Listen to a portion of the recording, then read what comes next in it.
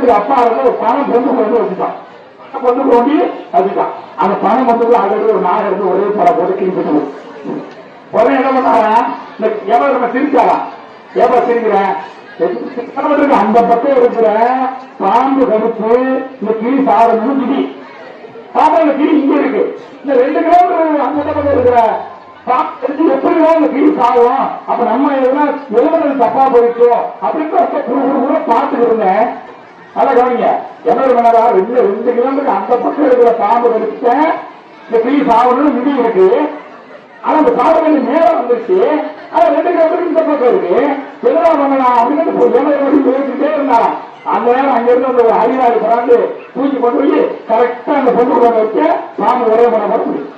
இது என்ன தெரியுது, நடக்கிறது நடந்து நம்ம தலையத்தை கட்டிட்டு வாங்கணும்னா வாங்கலாம், வாங்கணும். அதனால